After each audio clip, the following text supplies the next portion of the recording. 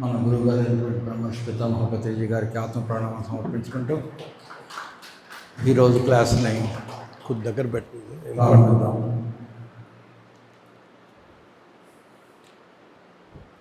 మొట్టమొదటిసారిగా ఈరోజు ఏ విషయాన్ని గురించి మీరు వినాలనుకుంటున్నారు అనేటువంటి విషయాన్ని గురించి ఎవరన్నా చెప్తారా? మీరు ఇక్కడి నుంచి వెళ్ళేటప్పటికి ఇప్పుడు దాకా మీకు తెలియనటువంటి విషయం వెళ్ళేటప్పటికి మీరు తెలుసుకొని వెళ్ళవాలి అనుకున్నటువంటి విషయాలు ఏమైనా ఉన్నాయా? ఫలానా దాని గురించి మాట్లాడండి అని చెప్పి నలుగురు ఐదుగురు చెప్తే తదనుగుణంగా మన క్లాస్ని ముందుకు తీసుకెళ్ళడానికి ప్రయత్నిస్తాం. ఎవరైనా దేని గురించి చెప్పండి అని, దేని గురించి తెలుసుకోవాలనుకుంటున్నారు?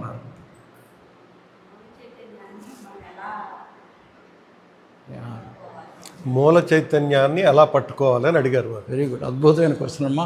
అందరూ ఒకసారి చప్పట్లు కట్టండి. మూల చైతన్యాన్ని మనం ఎలా తెలుసుకోవాలి, ఎలా అనుభవించాలి? అద్భుతమైన ప్రశ్న. ఇంకా ఎవరైనా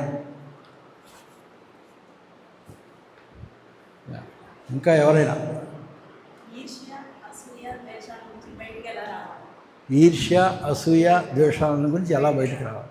అరిషడ్ వర్గాలు చాలా అద్భుతం. ఈర్ష్య అసూయ ద్వేషాల గురించి ఎలా మత్సరాలతో సహా అద్భుతమైన క్వశ్చన్. చాలా థ్యాంక్స్. గుణాతీతం అయిపోవాలి. మానవ జన్మ పర్పస్ పర్పస్ ఏంటి అసలు? మానవ జన్మ పర్పస్ ఏంటి? అద్భుతమైనటువంటి 3 క్వశ్చన్స్ అమ్మా. చెప్పండి ఏంటి సుధాకర్, అది ఇస్తావా?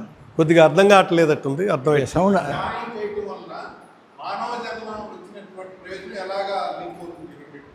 ధ్యానం చేయటం వల్ల మానవులకు వచ్చే ప్రయోజనం ఏంటి? అంటే మానవ జన్మ ఒక ప్రయోజనం కోసం వచ్చింది. ధ్యానం వల్ల ఆ ప్రయోజనం ఎలా నెరవేరుతుంది? అద్భుతమైన క్వశ్చన్. బ్యూటిఫుల్. మీరు చాలా ముందున్నారండి. నాకు ఎందుకంటే ఇటువంటి క్లాస్ చెప్పాలంటే నాకు చాలా సంతోషం. ఎందుకంటే నేను ఇప్పటిదాకా మామూలు రైతుల దగ్గరికి వెళ్ళాను. పాపం వెరీ ఇన్నోసెంట్, చాలా అమాయకంగా ఉండేటటువంటి రైతులు. పాపం ఫస్ట్ క్లాస్ అక్కడే. తర్వాత కాలేజీ స్టూడెంట్స్ తోటి మాట్లాడాను, ఇంజనీరింగ్ స్టూడెంట్స్ తోటి. తర్వాత ఒకసారి high school students, 8th class 9th class 10th class స్టూడెంట్స్తో మాట్లాడాను. తర్వాత కొన్ని హైలీ ఎడ్యుకేటెడ్ తోటి మాట్లాడాను. మిమ్మల్ని అందరూ చూస్తుంటే కొంచెం ఎడ్యుకేటెడ్గా ఉన్నట్టుగా అనిపిస్తుంది నాకు. ఎందుకంటే మీ క్వశ్చన్ని బట్టి చూస్తేనే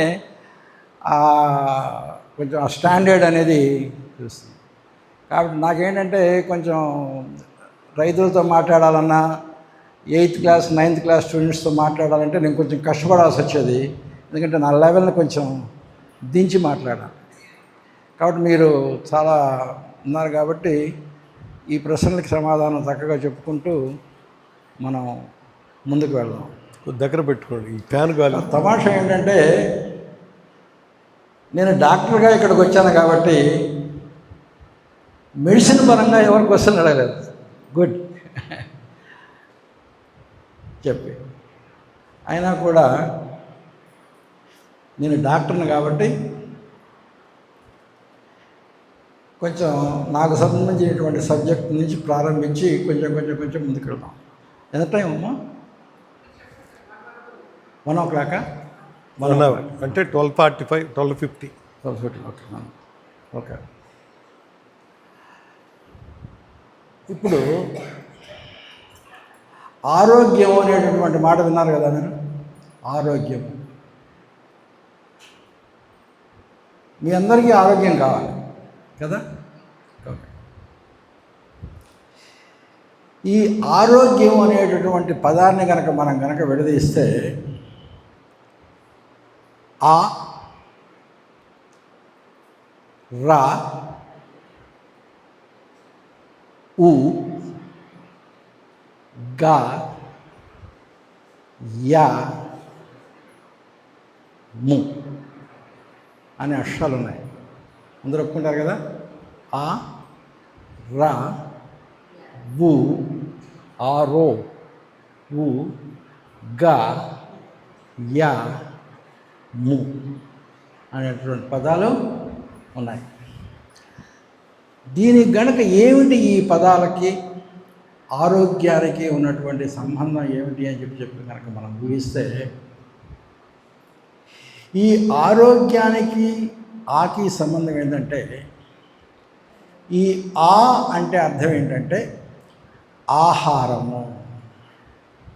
అంటే మన ఆరోగ్యానికి ముఖ్యమైనటువంటి కారణం ఏంటంటే ఆహారము.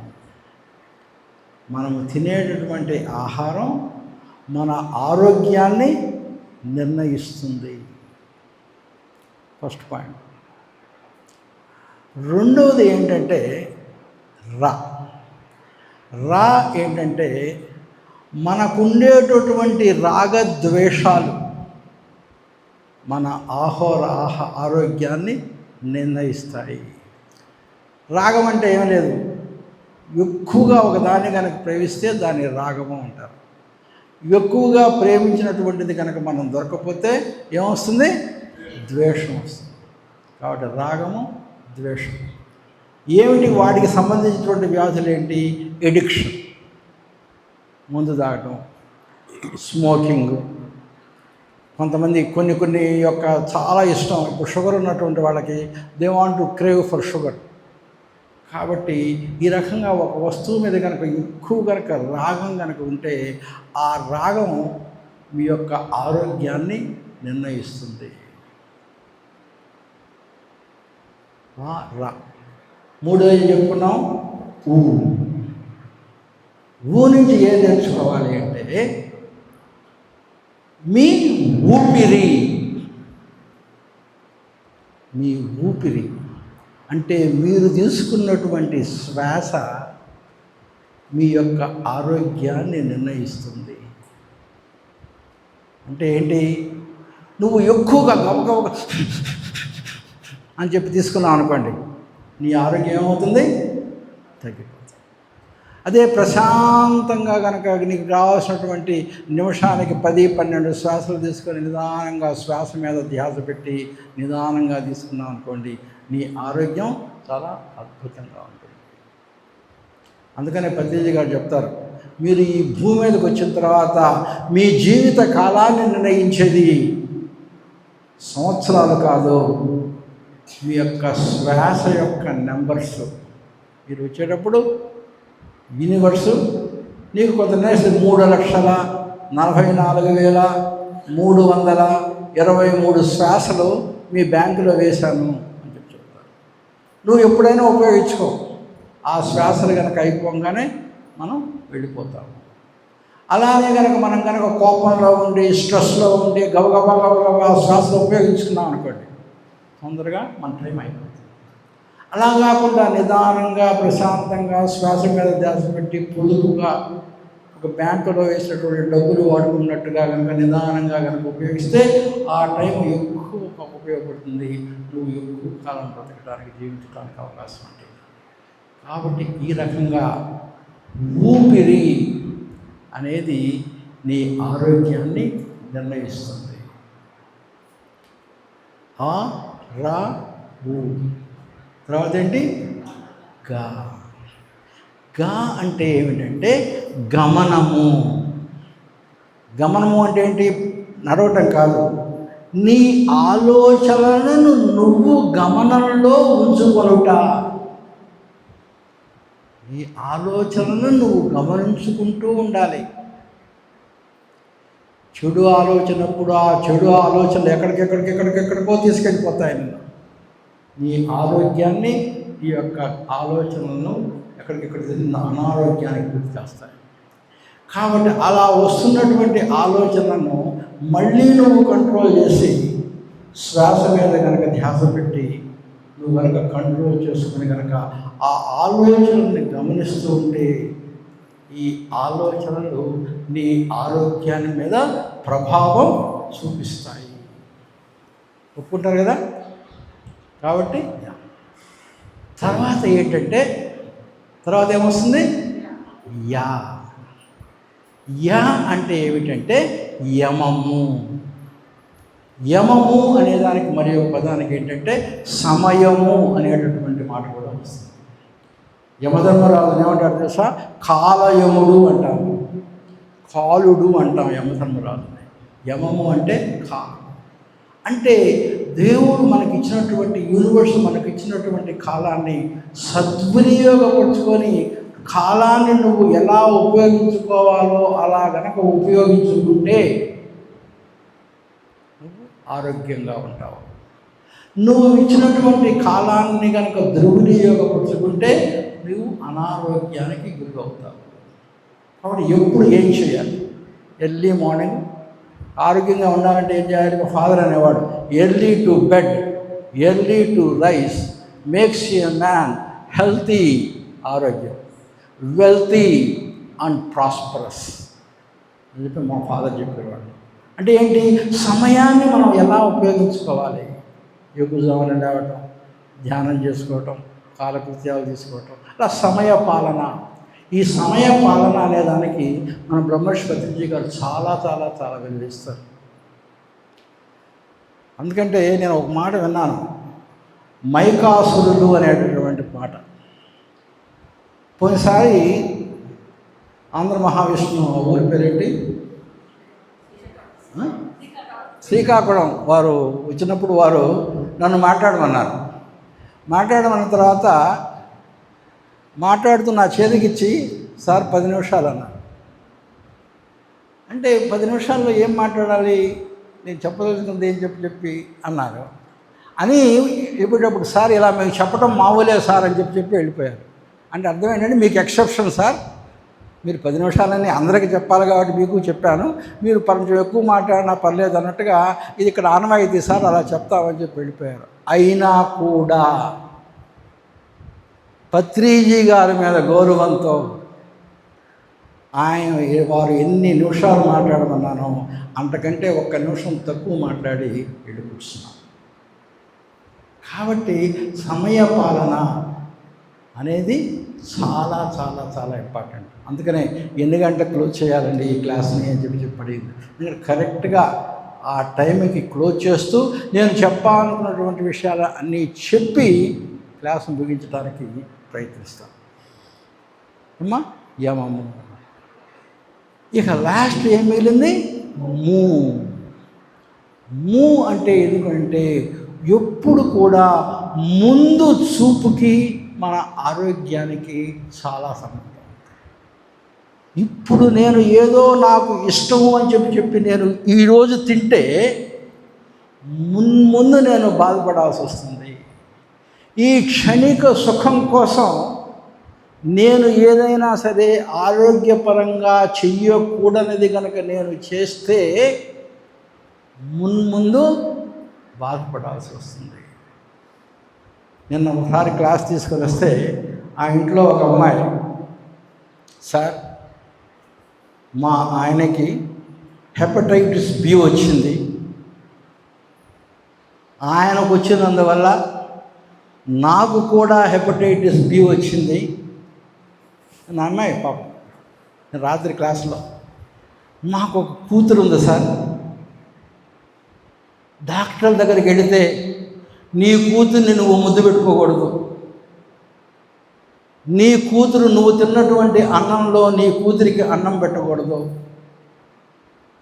నీ కూతురిని నువ్వు హగ్ చేసుకోకూడదు, ఎందుకంటే నీకు వచ్చినటువంటి హెపటైటిస్ బి నీ కూతురికి రావడానికి అవకాశం ఉందని చెప్పి ఆ తల్లి వచ్చి నాకు కూడా ఎంతో బాధపడింది. కారణం ఏంటో తెలుసా? హెపటైటిస్ బి ఎందుకు వస్తుందో తెలుసు కదా? మన యొక్క ప్రవర్తనలో సరైనటువంటి విధానం కనుక లేకపోతే హెచ్ఐవి, ఎయిడ్స్, హెపటైటిస్ బి అట్లాంటివి వస్తాయి. కాబట్టి ముందు చూపు లేకుండా క్షణిక సుఖాల కోసం కనుక మనం చేస్తే మన ఆరోగ్యాలు ప్రభావితం చేస్తాయి. కాబట్టి ఆరోగ్యంగా ఉండాలి అంటే ఆ, రా, ఊ, గా, యా, ము ఈ యొక్క 6 కూడా మనం గుర్తుంచుకోవాల్సినటువంటి అవసరం మనకి ఉన్నది. ఏమ్మా, ఇది ఒక డాక్టర్ పరంగా నాకు చెప్పాల్సినటువంటి బాధ్యత ఉన్నది కాబట్టి చెప్పి ఇంతటితో మనం నెక్స్ట్ టాపిక్కి వెళ్దాం. ఓకే, అసలు మనకు ఏం కావాలి? ఎందుకు మనందరం బ్రతుకుతున్నాం? ఎందుకు వీఆర్ వీ లివింగ్? ఏం కావాలి మనందరికీ? ఎవరన్నా చెప్పగలరా? ఏం కావాలి? Why are we living? మనం ఎందుకు బ్రతుకుతున్నాం? దేనికోసం? వెరీ గుడ్, అద్భుతం. అందరూ ఈ గ్రూప్ చాలా బాగుందండి. అందరూ ఒకసారి మీరు మీకే చప్పట్లు కొట్టుకోండి. మనందరం బతికేది ఒకే ఒక్క దానికోసం. ఎందుకు? ఆనందంగా ఉండటం కోసం బతుకుతున్నాం. ఆనందంగా ఉండటం కోసం బ్రతుకుతున్నాం. ఎందుకు ఆనందంగా ఉండటానికి బతుకుతున్నాము? ఎందుకు మనకు ఆనందం కావాలి? ఎందుకు మనం ఈ ఆనందం కోసం ఇలా పరుగులు పెడుతున్నాం? ఎందుకు ఎందుకు ఎందుకు ఆనందం ఎందుకు? ఏమ్మా సుధాకర్ విధిస్తావా? ఏం తల్లి? మన ఒరిజినాలిటీ. అబ్బో అబ్బో, ఏంటో చాలా హై లెవెల్లో ఉన్నారమ్మా మీరు. మన ఒరిజినాలిటీ అదే కదా. అద్భుతం అద్భుతం అద్భుతం. చాలా సంతోషంగా ఉంది. మన ఒరిజినాలిటీ అదే కదా. ఎందుకంటే మన యొక్క స్వభావం ఆనందం. ఏదైనా ఒక వస్తువు చూడండి, దాని యొక్క న్యాచురల్ స్వభావ రీత్యా ఉన్నటువంటి చోటుకు వెళ్ళి అది ఆగాలనుకుంటుంది. నీటి యొక్క స్వభావం ఏంటి? నీరు ఎలా ఉండాలని కోరుకుంటుంది? నీరు ఐస్ గడ్డగా ఉంటుంది, నీరుగా ఉంటుంది, ఆవిరిగా ఉంటుంది. కానీ నీరు ఈ మూడిట్లో దేనిగా ఉండాలని కోరుకుంటుంది? దేనిగా ఉన్న తర్వాత ఇక చాలు, నేను కోరుకున్న స్థితి ఇదే, అక్కడికి చేరాను, నాకు చాలు, ఇక నేను ఏ స్థితికి వెళ్ళాల్సిన పని లేదు అని కోరుకుంటుంది. ఏమిటి ఆ స్థితి? మంచుగడ్డ. మంచుగడ్డగా ఉండాలని నీరు కోరుకుంటుంది. అందుకనే మంచు గడ్డని కొంచెం కనుక వేడిచ్చామనుకోండి, దానికి ఎలా మారుతుంది? నీరుగా మారుతుంది. నీరుకి ఇంకొంచెం శక్తి ఇచ్చామనుకోండి, ఏమిగా మారుతుంది? ఆవిరిగా మారుతుంది. ఒకవేళ నీటి ఆవిరి నుంచి కొంచెం వేడి శక్తిని బయటికి తీసి చల్లబరిచామనుకోండి, దేనిగా మారుతుంది? నీరుగా మారుతుంది. నీటిని చల్లబరిచి కొంత శక్తిని బయటికి తీసామనుకోండి, దేనిగా మారుతుంది? మంచుగా మారుతుంది. మంచు నుంచి ఇంకొంచెం శక్తిని బయటికి తీసామనుకోండి, దేనిగా మారుతుంది? మంచుగానే ఉంటుంది. మంచుని మరో స్టేజ్కి తీసుకెళ్ళలేవు. ఎందుకంటే నీరు కోరుకునేది నేను మంచుగా ఉంటే చాలు, అదే నా సహజ స్థితి అని చెప్పుకో. అదేవిధంగా ఆనందం అనేది మన సహజ స్థితి. నువ్వు కోరుకున్నా కోరుకోకపోయినా నీ సహజ స్థితి ఆనందం. అందుకని మనందరం ఈ ఆనందం ఆనందం ఆనందం ఆనందం అని చెప్పి వేటాడుతూ ఉన్నాం. పుట్టినప్పటి నుంచి చనిపోయేదాకా మళ్ళీ చచ్చిపోతున్నాం, మళ్ళీ జన్మలెత్తుతున్నాం, మళ్ళీ పెరుగుతున్నాం, మళ్ళీ చచ్చిపోతున్నాం. ఈ రంగుల రాటంలో తిరుగుతూనే ఉన్నాం. దేనికోసం? ఆనందం కోసం. కానీ ఆనందం దొరికిందా? చేస్తూనే ఉన్నాం, జరుగుతూనే ఉన్నాం. అయితే మన సహజ స్థితి ఆనందం అని చెప్పి మీరు చెప్పారు కదా. ఎందుకు మన ఆనందం మన సహజ స్థితి? మళ్ళీ క్వశ్చన్. ఆధ్యాత్మికతలో ఎప్పుడు కూడా క్వశ్చన్లు. అందుకనే వారు చెప్పింది ప్రశ్నలు అడగండి అని. ఈ ప్రశ్నలు ఇస్తూ ఉంటే సత్యాలు బయటపడతాయి. అసలు ఎందుకు మన సహజ స్థితి ఆనందం? అబ్బో మై గాడ్ సార్, అద్భుతం సార్, అద్భుతం. అసలు ఏంటి అసలు నన్ను క్వశ్చన్కి తను చెప్పనేయడం లేదు, మీరే చెప్పేస్తున్నారు సమాధానం. అద్భుతం. ఎందుకో తెలుసా? భగవంతుడికి ఒక పేరుంది. ఈ రాముడు, వెంకటేశ్వర స్వామి, ఆంజనేయుడు, ఇవన్నీ మనం పెట్టుకున్నటువంటి వేరు పేరు. అసలు భగవంతుడికి ఒక పేరుంది. మనకు అమెరికాలో first name, middle name, last name అని చెప్పుకుంటాం. మనకు కూడా ఇంటి పేరు, మనకు కూడా first name, second name, last name ఉంటుంది. Ramarao Gonuguntla. Rama first name, Rao middle name, Gonuguntla ఇంటి పేరు, లాస్ట్ నేమ్. నా పేరు Anil Prasad Sodanagunta. Anil first name, Prasad middle name, Sodanagunta ఇంటి పేరు, లాస్ట్ నేమ్. అట్లానే భగవంతుడికి కూడా first name, middle name, last name ఇంటి పేరు కూడా ఉంది భగవంతుడికి. ఏమిటంటే ఫస్ట్ పేరు ఏమిటంటే సత్. ఫస్ట్ పేరేంటి? సత్. భగవంతుడికి ఉండేటటువంటి మిడిల్ నేమ్ ఏంటంటే చిత్. ఇక భగవంతుడి యొక్క ఇంటి పేరేంటో తెలుసా? ఆనందం. భగవంతుడి ఇంటి పేరు ఆనందం. మనకి మన ఇంటి పేరు లాగా ఎక్కడ పోయినా సరే ఇంటి పేరు వెళ్ళిపోతూ ఉంటుంది. కొడుకులకి మనవాళ్ళకి వెళ్ళిపోతూ ఉంటుంది ఇంటి పేరు. అట్లానే భగవంతుడి యొక్క ఇంటి పేరు ఆనందం. సత్ చిత్ ఆనందం. సత్ అంటే ఏమిటి? సత్యమైన, ఎప్పుడు ఉండేది. నిన్నుంటుంది, ఇవాళ ఉంటుంది, రేపు ఉంటుంది, ఎప్పుడు ఉంటుంది. ఎవరైనా వచ్చి నీకు నేను ఆనందాన్ని ఇస్తాను, నిన్న ఇచ్చాను కదా ఆనందం, ఈరోజు కాడు కావాలా? కావాలి. సరే ఈరోజు ఇస్తాను, రేపు ఇవ్వను ఆనందం, ఇట్స్ ఓకే. నో, రేపు కూడా కావాలి. సరే నిన్న ఈరోజు రేపు ఇచ్చాను కదా, ఎల్లుండి ఇవ్వను ఆనందం, ఓకే. నో, ఎల్లుండి కూడా కావాలి. ఓకే, ఒక సంవత్సరం ఇస్తాను ఆనందం, సంవత్సరం తర్వాత నీకు ఆనందం తీసేస్తాను, ఓకే. నో, సంవత్సరం తర్వాత కూడా ఆనందం కావాలి. ఎప్పుడూ నేను ఆనందంగానే ఉండాలి. ఇది సత్యము అంటే ఎప్పుడూ ఉండేది సత్యము. చిత్ అంటే ఏమిటి? చైతన్యము. అంటే నేను ఆనందంగా ఉన్నాను అని నాకు ఎరుకతో ఉండాలి. నిద్రపోయేటప్పుడు మనకు ఆనందం ఉండదు. తెల్లారు లేచిన తర్వాత ఎలా ఉంది నిద్ర అంటే ఏమని చెప్తాం? బ్రహ్మాండంగా నిద్రపోయాను, ఆనందంగా నిద్రపోయాను. కానీ నిద్రపోయేటప్పుడు తెలియదు నీకు, నిద్ర లేచిన తర్వాత తెలిసింది. అట్లా కాదు, నేను ఆనందంగా ఉన్నానని నాకు ఎప్పుడూ తెలుస్తూ ఎరుకుతూ ఉండాలి. దీన్ని చైతన్య స్థితిలో ఉన్నాము. ఇక ఇంటి పేరు ఆనందం. ఆనందం అంటే ఏమిటి?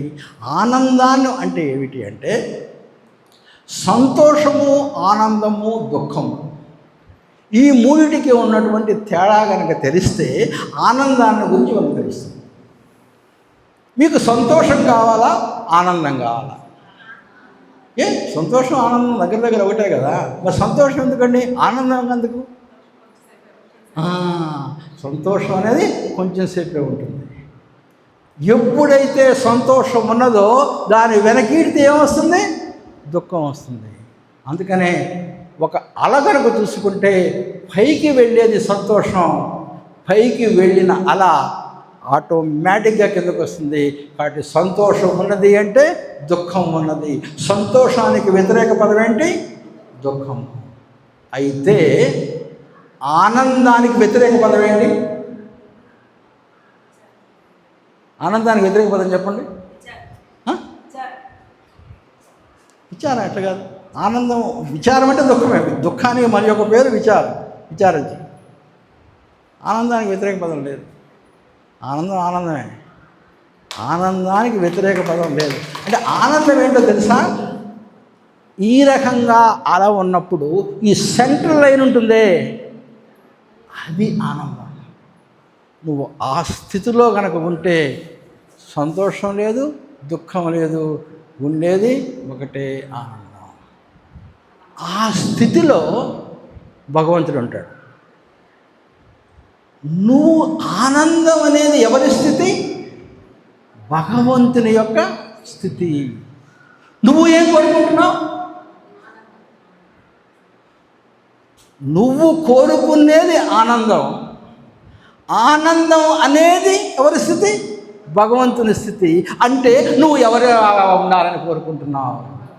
భగవంతుడిలాగా ఉండాలని కోరుకుంటున్నావు.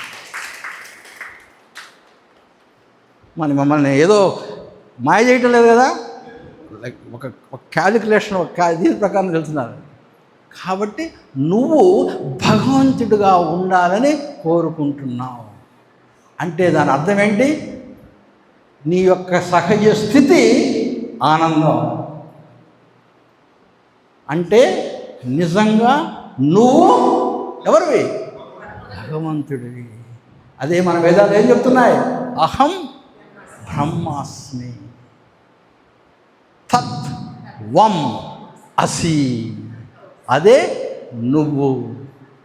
అహం బ్రహ్మ అస్మి, నేనే బ్రహ్మను. ఇది కోసమని మనం ఆనందం కోసం పరిగెడుతూ ఉన్నాం. అయితే ఏమ్మా,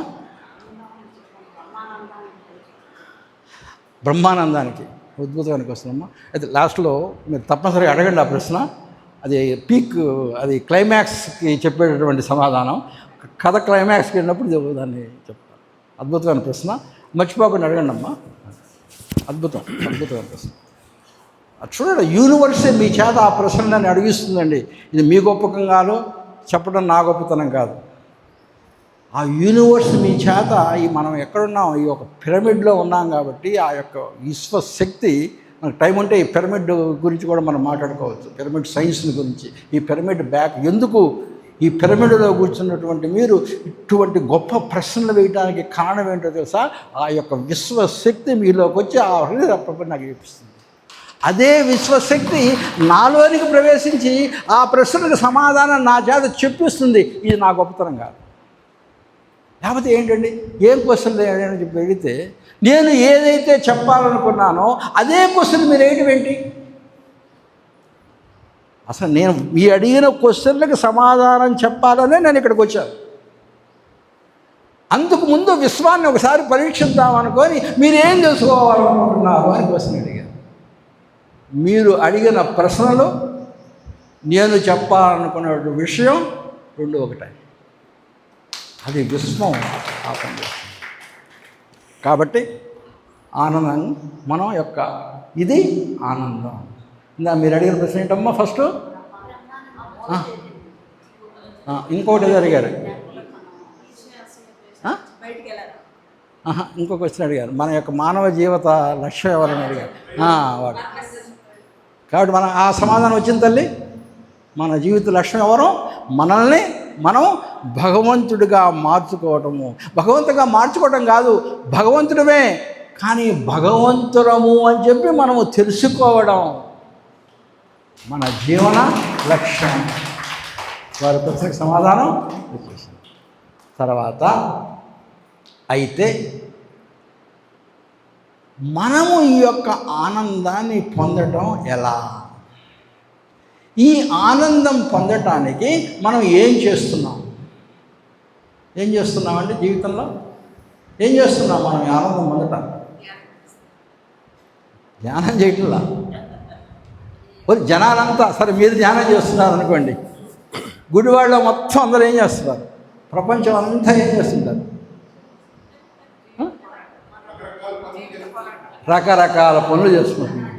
కొంతమంది ఉద్యోగాలు చేసుకుంటున్నారు, కొంతమంది వ్యాపారాలు చేసుకుంటున్నారు, కొంతమంది పిల్లలు కనాలనుకుంటున్నారు, కొంతమంది పెళ్లి చేసుకోవాలనుకుంటున్నారు, కొంతమంది మనవళ్ళను కోరుకుంటున్నారు, కొంతమంది కార్లు కొనుక్కుంటున్నారు, కొంతమంది ఇళ్ళు కొనుక్కుంటున్నారు, కొంతమంది విదేశాల యాత్రలకు విదేశ యానాలకు వెళ్తున్నారు. ఇవన్నీ కోసం దేనికోసం చేస్తున్నాం? ఆనందం కోసం చేస్తున్నాం. అయితే వెళతాం, ఏదో మనకు కావాల్సినటువంటి కారు కొనుక్కుంటాం. అంటే ఆనందం మనం దేంట్లో చూసుకుంటున్నాం? ఒక కారు మనం కొనుక్కున్నప్పుడు ఆనందం దేంట్లో ఉందనుకుంటున్నాం? కారులో ఆనందం ఉంటుంది. కారు వచ్చింది, మన యొక్క గరాజులో ఉంది, ఆనందం వచ్చింది. ఏ రూపంలో? కారు రూపంలో ఆనందం వచ్చింది. నువ్వు వెళ్ళి నైటు పండుకొని తెల్లారి మార్నింగ్ వచ్చి కారు చూసేటప్పటికి నీ పక్క అపార్ట్మెంట్ వాడు ఆ కారుని గుద్దేసి వెళ్ళిపోయాడు. కారుకి పెద్ద సొట్ట, కొత్త కారు మరుసటి రోజు ఉదయానికి పెద్ద సొట్ట. ఇప్పుడు ఆ కారు నీకేమిస్తుంది? దుఃఖాన్ని ఇస్తుంది. నిన్ననే కదా ఆ కారు ఆనందాన్ని ఇచ్చింది. అదే కారు ఉదయాన్నే నీకు దుఃఖాన్ని ఇస్తుంది. అంటే కారులో కొంచెంసేపు దుఃఖం, కొంచెంసేపు సుఖం ఇస్తుందా? లేదు. ఏమో యా, కరెక్ట్. ఇప్పుడు వీళ్ళు ఎవరైనా అమెరికా వచ్చిన వాళ్ళు ఉన్నారా? అమెరికాలో లాస్ వేగస్ అనేటటువంటి ఒక ఊరు ఉంది. ఆ ఊరిలో అది గ్యాంబ్లింగ్ ప్లేస్. చాలా ఖర్చు పెట్టుకొని చాలా కష్టపడి వెళ్తారు అక్కడికి వెళ్ళిన తర్వాత అక్కడ స్లాట్ మిషన్స్ అని ఉంటాయి. $1 వేస్తే తీసుకుంటుంది, $2 వేసి తీసుకుంటుంది. అట్లా కొన్నిసార్లు వేసిన తర్వాత కొంతమంది లక్కీ పీపుల్కి జాక్ పాట్ అని వస్తుంది. ఆ వేసినప్పుడు ఒక్కసారి కొన్ని వేల కొలది డాలర్లు టక పడుతుంటాయి. అప్పుడు మ్యూజిక్ కూడా అట్లా పెడతాడు, ఒక లంకె మందల్లో నుంచి నాణ్యాలు పడినట్టుగా. చుట్టూ వాళ్ళందరూ వచ్చి, oh my God you got jackpot, అది ఇది అని చెప్పి చెప్తూ ఉంటారు. వీడు ఎగిరి గంతేస్తూ ఉంటాడు, అబ్బో నాకు డబ్బులు వచ్చినాయి అని చెప్పి. అంటే నేను అడిగే ప్రశ్న ఒకటే, ఆ యొక్క మిషన్లో నుంచి డాలర్లు పడుతూ ఉంటే ఆనందం కూడా ఒక్కోటి బయటకు వస్తుందా? రావటం లేదు. అక్కడ నుంచి డాలర్లు పడుతూ ఉంటే నువ్వు ఆనందం వస్తుంది. ఎక్కడి నుంచి వస్తుంది ఆనందం? ఇక్కడి నుంచి ఆనందం బయటకు వస్తుంది.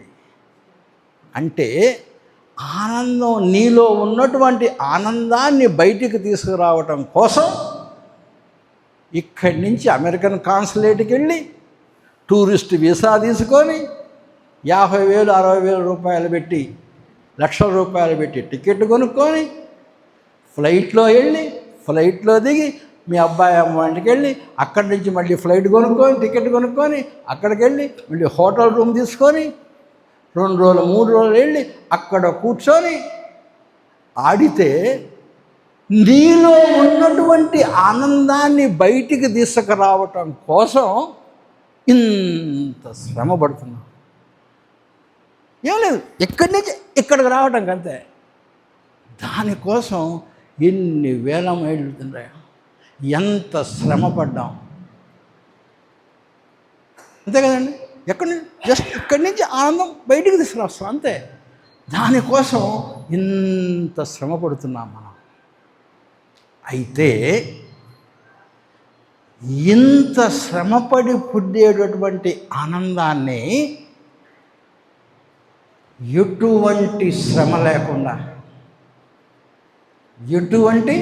లేకుండా ఉన్న చోటనే ఉండి జస్ట్ స్థిర సుఖాసనంలో కూర్చొని కళ్ళు మూసుకొని శ్వాస మీద గనక ధ్యాస పెడితే పైసా ఖర్చు లేకుండా, ఎక్కడికి వెళ్ళకుండా అప్పుడు పొందేటటువంటి ఆనందాన్ని ఇప్పుడు కూడా పొందడానికి అవకాశం. అదే కదండి, మనం ధ్యానంలో మనం పొందేది అదే కదా. కాబట్టి మీరు వేసిన ప్రశ్న ఏంటి సార్? మన యొక్క జీవన గమ్యం ఏమిటి? మన జీవన గమ్యం యొక్క ధ్యానం ఎలా ఉపయోగపడుతుంది అని వాళ్ళు వేసినటువంటి ప్రశ్న. దానికి సమాధానం సరిపోయిందండి. మన జీవన గమ్యం ఏంటి? ఆనందం. ఆ ఆనందం పొందడానికి మనం పడేటటువంటి అన్ని శ్రమలు అవసరం లేదు. కాబట్టి దేంతో పొందవచ్చు? ధ్యానంతో ఆ ఆనందాన్ని మనం పొందవచ్చు, పైసా ఖర్చు లేకుండా, ఎటువంటి శ్రమ లేకుండా. కాబట్టి మన జీవన గమ్యం ఆనందం. ఆ ఆనందం ధ్యానం ద్వారా పొందటానికి అవకాశం ఉంది. కాబట్టి చక్కటి ఆ రెండో ప్రశ్నకి సమాధానం వచ్చేస్తుంది. కాబట్టి ఆనందం పొందాలి అంటే ధ్యానం చెయ్యాలి. మీరు అడిగిన ప్రశ్న ఏంటమ్మా? Yeah, very good. ఈర్ష్య, అసూయ, ద్వేషాలకు ఎలా కావాలి? అయితే ఆనందం అనేది ఎవరి స్వరూపం అండి? భగవంతుడి యొక్క స్వరూపం. కొంచెంసేపు ఆనందాన్ని సూర్యుడితో పోలుద్దాం. సూర్యుడు ఆనందం లాంటి స్వయం ప్రకాశం. ఆనందం అనేది ఎప్పుడు కూడా నీ ద్వారా ప్రకాశించడానికి రెడీగా ఉవ్వుళ్ళూరుతూ ఉంటుంది. అయితే సూర్యుడికి ఏమొస్తాయండి? ఒక్కొక్కసారి చిన్న మేఘం అడ్డొస్తుంది. అప్పుడు సూర్య ప్రకాశం భూమి మీదకి చేరుతుందా? చేరదు. ఎందుకు? ఆ యొక్క మేఘం అడ్డొస్తుంది కాబట్టి. అంతంతా ఎందుకండి? సూర్యుడు పడుతున్నాడు, మనం ఏమనుకుంటాం? ఇట్లా అనుకుంటాం. పడకుండా కారులో వెళ్తున్నాం, ఎండబడుతుంది, ఆ విండ్షీల్డ్ని ఏమంటాం? ఇట్లా అంటాం, అయిపోతుంది. అంటే సూర్యుడు యొక్క ప్రకాశానికి ఏదైనా అడ్డుపడినప్పుడు ఆ సూర్యప్రకాశం అనేది ఆగిపోతుంది. కరెక్టే కదా? అదేవిధంగా మనలో ఉన్నటువంటి యొక్క ఆత్మ ప్రకాశం వెలగకుండా, అది మనకి బయటపడకుండా, వ్యక్తీకరించకుండా మనలో కూడా మేఘంలాగా ఒకటి అడ్డుపడుతుంది. మనలో కూడా ఒకటి అడ్డుపడుతుంది. అడ్డుపడినప్పుడు అది గ్రహణం. ఏదైనా సరే సూర్యగ్రహణం అంటే ఏంటి? సూర్యుడికి చంద్రుడికి మధ్యలో అడ్డం వచ్చేదంటే గ్రహణం. కాబట్టి ఈ యొక్క ఆత్మకు కూడా ఒక గ్రహణం పడుతుంది. ఆ గ్రహణం పేరేంటో తెలుసా? ఏంటి? ఆ గ్రహణం పేరు మనస్సు, మైండ్. ఆ గ్రహణం పేరు మైండ్, మనసు. ఈ ఆత్మకు ఈ మైండ్ అనేటటువంటి యొక్క అడ్డుపడినప్పుడు ఆత్మ ప్రకాశించటం ఆగిపోతుంది. ప్రకాశించడం ఆగిపోదు, ప్రకాశానికి మనసు అనేది అడ్డొస్తుంది. మనసు అంటే ఏమిటి? మనసుని ఎలా చెప్తాం? మనసు అంటే ఏంటి? మనసు అంటే ఏం లేదు, ఆలోచనలనే మనము మనసు అంటాం. ఆలోచనలు ఉంటే మనసు. అయితే మనసులో గనక ఆలోచనలు గనక ఉంటే,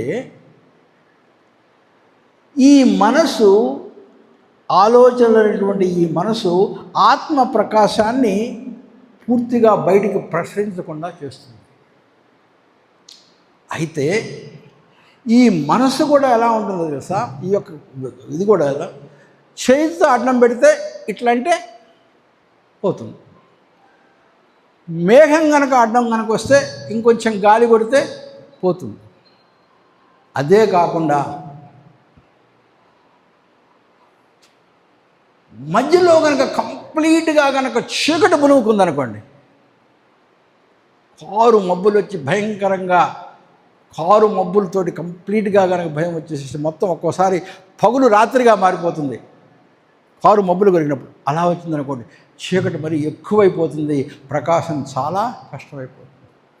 అలానే మామూలు ఆలోచనలు వచ్చినాయి అనుకోండి, ఈజీగా మళ్ళీ శ్వాస మీద ధ్యాస పెట్టి వెనక్కి తీసుకోవచ్చు.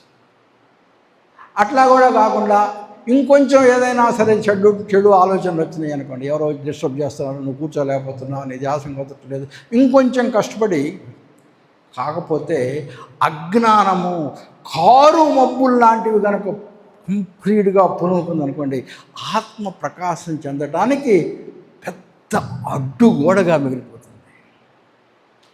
ఈ అడ్డు గోడల యొక్క సంపుటం ఏంటో తెలుసా? అరిషడ్ వర్గాలు. అరిషడ్ వర్గాలు అంటే ఏంటో తెలుసా? కామం, క్రోధం, లోభం, మోహం, మదం, మత్సరం. కాబట్టి కామ, క్రోధ, లోభ, మోహ, మద, మత్సరం అనేటటువంటి ఈ అరిషడ్వర్గాలు భయంకరమైనటువంటి కారు మబ్బులను సృష్టిస్తుంది. ఎవరికి ఎదురుగా? మన ఆత్మకు ఎదురుగా. ఇవన్నీ పెట్టుకొని నువ్వు ధ్యానం చేసావనుకో, ఈ ధ్యానం యొక్క ప్రభావం ఆ కారు మబ్బులని తొలగించలేదు. కాబట్టి దట్టమైనటువంటి పొగ ఏర్పడుతుంది ఈ అరిషడ్ వర్గాలను జయించాలి. ఈ అరిషడ్ వర్గాలకు మూలం ఏమిటి?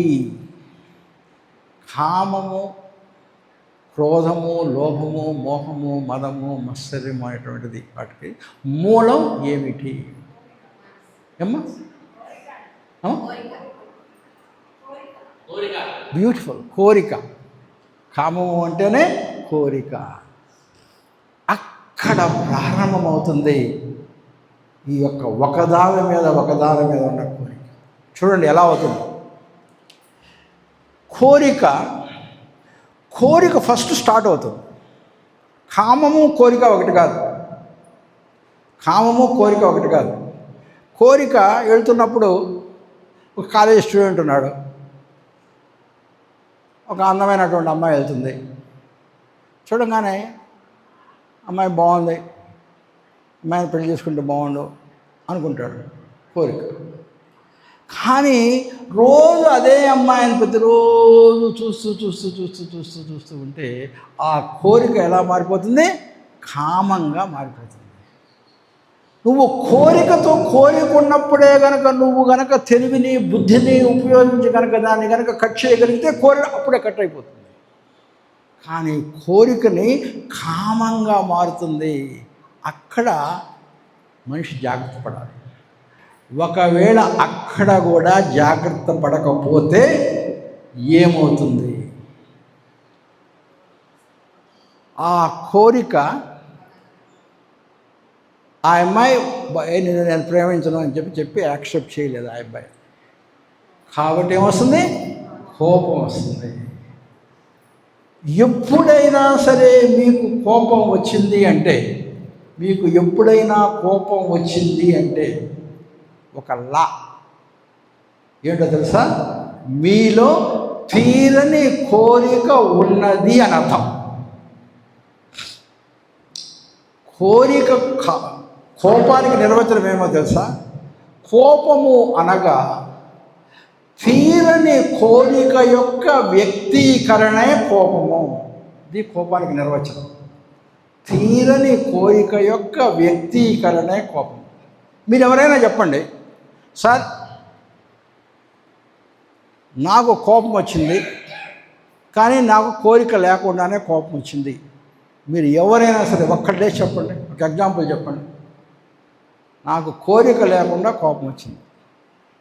లేదు, నీకు కోపం వచ్చిందంటే నీకు కోరిక ఉంది, కామం ఉంది, కోరిక ఉంది.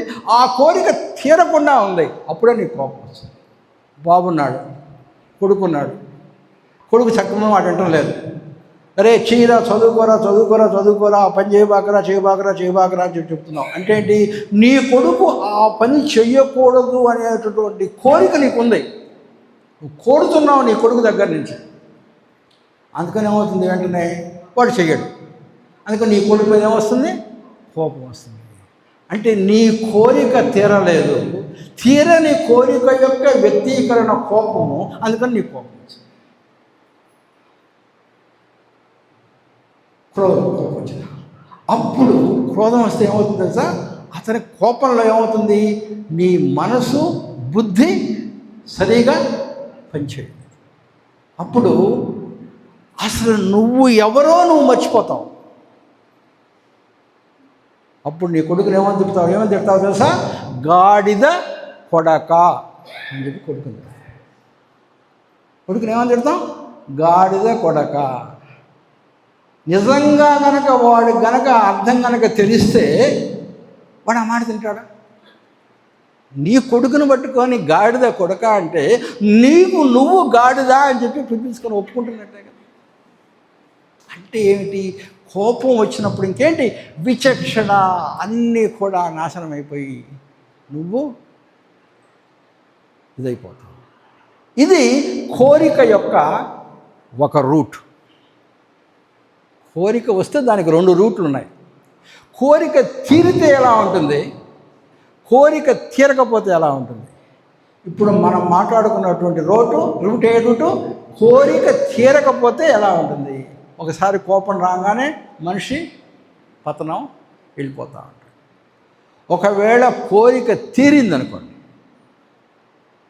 ఓకే కోరిక తీరింది, నాకు ఈ సంవత్సరం వ్యాపారంలో 1 కోటి రూపాయల లాభం రావాలి, వచ్చింది, 1 కోటి రూపాయలు వచ్చింది.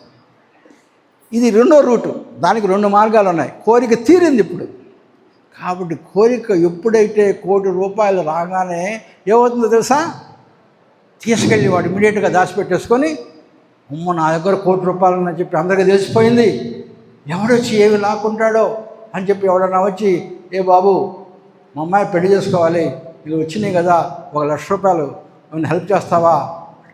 నా దగ్గర లేదండి, నిన్న వచ్చినాయి, ఈరోజు ఎవరికో ఇచ్చేశాను, కాబట్టి నా దగ్గర లేదండి అని చెప్పమంటాడు. అంటే ఆ కోరిక ఎట్లా మార్చింది వీడిని? లోభిని చేసింది. లోభి ఇవ్వగలడు, ఏం లేదు, ఊరికి బ్యాంకులోనే వేసుకొని ఉన్నాడు, వేడి ఏం పని లేదు. అదే ఇంకోటికి వచ్చి, సార్ నేను 5 రూపాయలు వడ్డీ ఇస్తాను సార్, ఇప్పుడే ఉండు, 1 నిమిషం ఉండు, నేను వెళ్ళి తీసుకొచ్చి ఇస్తానంటాడు. లేదు సార్ ఎప్పుడు ఇస్తారో నాకు తెలియదు అని చెప్పంటే, అయితే నా దగ్గర డబ్బులు. కామం లోభిగా మారుతుంది. ఈ లోభిగా మారిన తర్వాత దాన్నే మళ్ళీ వడ్డీలకు ఇచ్చుకుంటా లాభం. లోభి కదా, కాబట్టి ఎక్కువ డబ్బుల కోసం. కాబట్టి ఉండే కొంది వాడికి 1 కోటి, 2 కోట్లు, 3 కోట్లు, 4 కోట్లు, 5 కోట్లు. అదేముంటుంది? ఒక్కసారి ఆ యొక్క డబ్బు మీద, ఆస్తి మీద ఏం డెవలప్ అవుతుంది? మోహం డెవలప్ అయిపోతుంది. ఆ మోహం అయిపోయిన తర్వాత వాడు బిల్డింగ్ కట్టుకుంటాడు, తీసుకెళ్ళి పెద్ద బిల్డింగ్, పెద్ద ప్యాలెస్ లాగా పెట్టుకొని వాళ్ళ చుట్టుపక్కల వాళ్ళందరూ చిన్న అపార్ట్మెంట్లో ఉంటారు. కాబట్టి ఏముంది? నేను పెద్ద, మీరందరూ చిన్న. ఏమొస్తుంది? మదం వస్తుంది. కొన్ని రోజులు చూసిన తర్వాత వేరే ఒకడు ఏం చేస్తాడు? వేరే ఎక్కడి నుంచో వచ్చి చుట్టుపక్కల ఉన్నటువంటి స్థలాలు మొత్తం కొని వీడికంటే పెద్ద బిల్డింగ్ని పక్కన కడతాడు. వీడికంటే పెద్ద బిల్డింగ్ని పక్కన కడతాడు. వీడికి ఏమవుతుంది? ఈర్ష్య. ఈర్ష్యకి మరొక పేరేంటి? మత్సరము. కామ, క్రోధ, లోభ, మోహ, మద, మత్సరం. ఈర్ష్య వస్తుంది.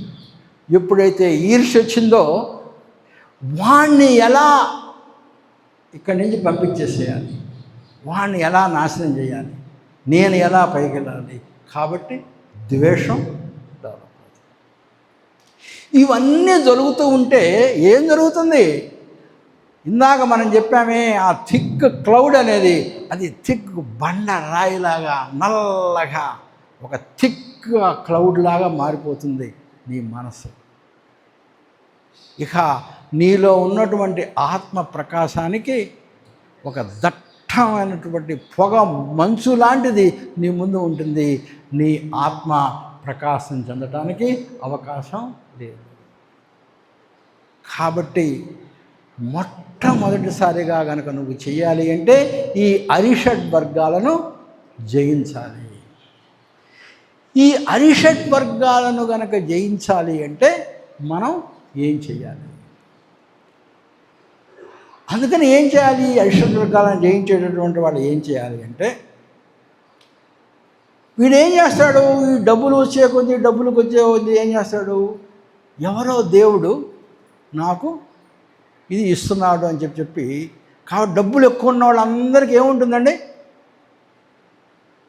తిరుపతికి వెళ్ళేవాళ్ళు, హుండీలో వేసేవాళ్ళు డబ్బులంతా ఎవరెవరు?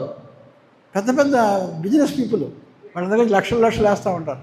కాబట్టి డబ్బులు ఎక్కువ రాగానే మనిషికి ఏంటి, ఒక రకమైనటువంటి గిల్టీ కాంప్లెక్స్. నేనేమైనా తప్పులు చేసి సంపాదిస్తున్నాము, నేను పాపలు చేస్తున్నాము, కాబట్టి దేవుడికి వెళ్ళి ₹1,00,000 ఇచ్చేస్తే ఏదో చూసిస్తున్నట్టు పోతాడేమో అని చెప్పి హుండీలో డబ్బులు వేస్తాం. అంటే మొట్టమొదటిసారిగా ఏం డెవలప్ అవుతుంది? భక్తి డెవలప్ అవుతుంది. అందుకని అదే పిరమిడ్కి ఎవరైనా విరాళం ఇవ్వమనండి, ఇస్తారా? అదే కనుక పక్కనే కనుక మేము రామాలయం కడుతున్నామని చెప్పి అడగండి, కోట్లు వచ్చి పడిపోతాం. అదే పిరమిడ్కి ఇవ్వమంటే ఎవరు? కోట్లు ధ్యానం చేస్తున్నామంటే ఏం ధ్యానం బాబు, దేవుడికి ఇస్తే ఏదైనా పుణ్యమన్నా వస్తుంది కానీ ధ్యానానికి ఇస్తే ఏం వస్తుంది అనుకుంటారు. కాబట్టి ఫస్ట్ మనిషికి భక్తితో డెవలప్ అవుతుంది. మనందరం కూడా ప్రారంభం కావాల్సింది అక్కడే, ఆ భక్తిలోనే. అయితే ఆ భక్తితో ఉన్నటువంటి వాడు కొంచెం కనుక రోజు కనుక వెళ్ళి కనుక ఉంటే, ఆ భక్తితో ఉన్నటువంటి వాడు గ్రాడ్యువల్గా కొన్ని రోజులు అయిపోయిన తర్వాత వాడు గ్రాడ్యువల్గా కర్మయోగంలోకి వస్తాడు. అంటే కర్మయోగం అంటే ఏంటో తెలుసా? రోజు గుడికి వెళ్తూ వస్తూ ఉంటాడు. ఆ బ్రాహ్మణుడు ఏం చేస్తాడు? బాబు ఎవరైనా కొంచెం అక్కడ నీళ్లు తొలగించారయ్యా, కొద్దిగా సాయం చేస్తావా అని చెప్తాడు. వెళ్ళంగానే ఒక కుంచె తీసుకొని దాన్ని తుడిచి వెళ్ళిపోతాడు. అంటే ఏంటది? కర్మయోగం. బయటకు వచ్చేటప్పుడు ఆ బిక్షగాడు, అయ్యా ధర్మం చేయండి బాబు అని చెప్పి వాడికి ఎవరికి పిల్లికి కూడా బిచ్చం పెట్టినటువంటి వాడు బాబు నీ జీవితం బాగుంటుందయ్యా, నేను దేవుడు రక్షిస్తాడయ్యా అనగానే వాడికి ₹10 ఇస్తాడు. కర్మయోగం. ఈ రకంగా వెళ్ళి వస్తూ ఉంటే కొన్ని రోజులు అయిపోయిన తర్వాత గుళ్ళో నుంచి బయటకు వస్తుంటే ఎవరో హరికథ వాడు ఏదో భగవద్గీత గురించి ఏదో కథ చెబుతుంటాడు. ఒక ఏడు పోతున్నాం కదా, కొంచెం కూర్చొని పోతాం, ఫ్రీ టికెట్ లేదు కదా, ఊరకు కూర్చోవటమే కదా అని చెప్పి అదే ఇంట మొదలు పెడతాడు. ఏ యోగం అది? జ్ఞాన యోగంలోకి వస్తాడు. ఇలా కనుక నువ్వు ఆధ్యాత్మికతతో కొంచెం వెళ్ళినప్పుడు ఒక టైంలో నీలో కొంచెం మార్పు రావడానికి అవకాశం ఉంటుంది. వచ్చినప్పుడు చివరిలో భగవంతుని యొక్క సహాయంతో నువ్వు రాజయోగంలోకి అడుగు పెడతావు. ఈ రాజయోగంలో అడుగుపెట్టినప్పుడు నువ్వేం చేస్తావో తెలుసా? ఈ ధ్యానాన్ని తీసుకొచ్చి ఎక్కడ పెట్టారు? రాజయోగంలో పెట్టారు. ధ్యానాన్ని తీసుకెళ్ళి రాజయోగంలో పెట్టారు. అంటే నువ్వు ధ్యానం చేస్తున్నావంటే రాజయోగంలో ఉన్నావు. అంటే రాజయోగం అంటే ఏంటి? ఈ యొక్క అన్ని యోగాల కంటే కూడా రాజు అయినది రాజయోగము. నువ్వు భక్తి యోగం చెయ్యి, తప్పులేదు. కర్మయోగం చెయ్యి, తప్పులేదు. జ్ఞానయోగం చెయ్యి, తప్పులేదు. కానీ నువ్వు భగవంతుడిగా మారాలి అంటే నువ్వు ఫైనల్ స్టెప్కి వెళ్ళాలి. అదే రాజయోగం. ఆ రాజయోగంలోనే ధ్యానం ఉన్నది. కాబట్టి ఒక్క ధ్యానం ద్వారానే నువ్వు దేవుణ్ణి పొందగలవు. అలా కావాలి అంటే మనం ఎప్పుడు కూడా ఈ యొక్క భగవంతుని దగ్గరికి వివిధ యోగాలని, భక్తి యోగం దగ్గర నుంచి, కర్మయోగం దగ్గర నుంచి, జ్ఞానయోగం దగ్గర నుంచి మనం కనుక వెళుతూ ఉంటే మనము రాజయోగానికి వెళ్ళటానికి అవకాశం ఉంటుంది. ఏమ్మా? కాబట్టి ఇంకెవరిని అడిగారమ్మా? ఇంకో క్వశ్చన్ మిగిలినాయా?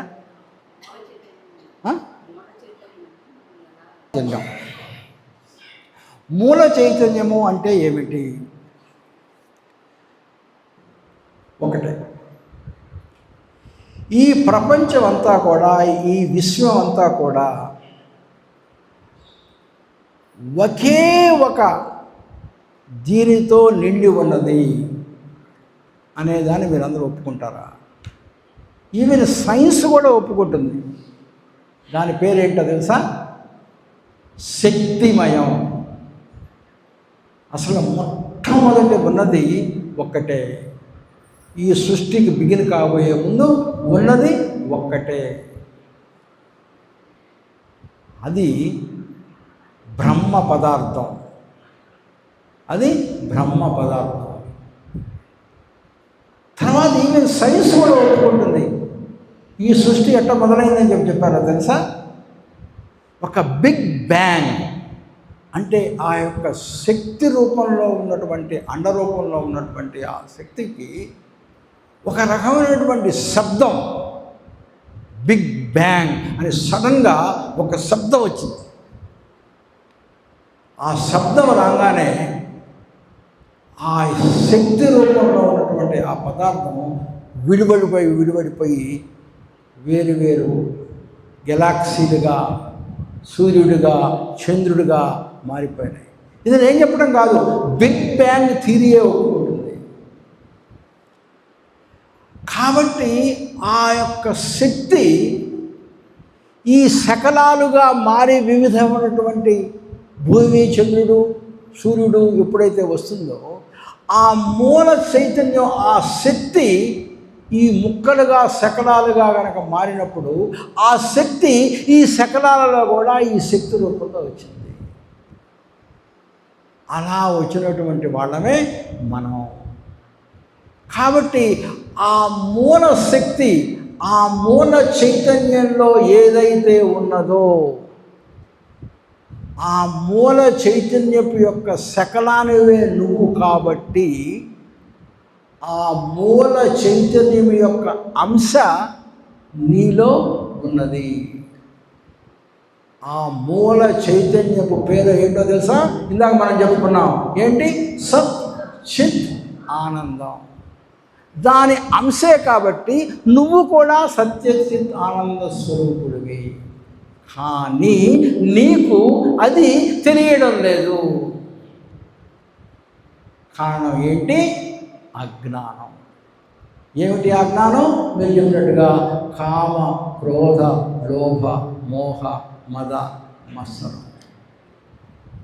కాబట్టి మన అందరిలో కూడా ఉన్నది ఆ మూల చైతన్యమే. ఆ మూల చైతన్యాన్ని మనము వ్యక్తీకరించడమే మనం చేయవలసినటువంటి పని. ఆ వ్యక్తీకరణ చేసేటటువంటి ప్రక్రియ పేరే ధ్యానం. ఆ వ్యక్తీకరణ చేసేటటువంటి ప్రక్రియ పేరే ధ్యానం. ఎప్పుడైతే నువ్వు గనక శ్వాస మీద గనక ధ్యాస పెట్టి ఆలోచన రాహిత్య స్థితికి వెళ్ళావో,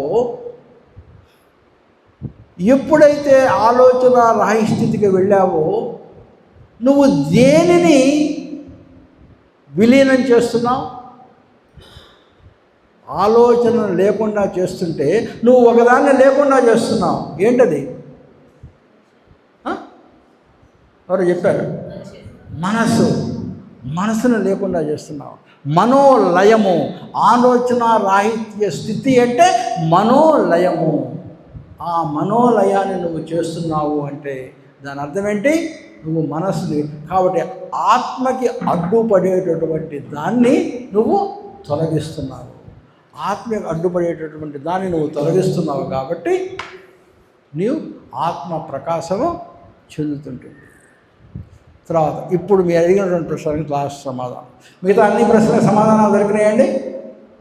ఇప్పుడు మీరు అడిగింది ఏంటమ్మా? బ్రహ్మానందము అంటే ఏమిటి? ఓకే, ఇప్పుడు దాకా మనం ఏం చెప్పుకున్నాం? ధ్యానము యొక్క గమ్యము ఏమిటి? ధ్యానము యొక్క గమ్యం ఏమిటి?